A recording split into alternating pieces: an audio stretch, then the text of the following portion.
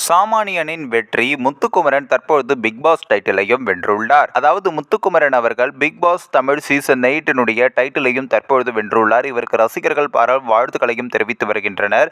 அதாவது தமிழ்நாட்டில் ஒரு கிராமத்தில் பிறந்து அந்த கிராமத்திலிருந்து தற்பொழுது இன்று சென்னை வரைக்கும் வந்து இன்று சினிமா துறையில் சாதிக்க முடியாது என்று நினைக்க பலருக்கும் அப்படி எடுத்துக்காட்டாக இருப்பவர் தான் முத்துக்குமரன்.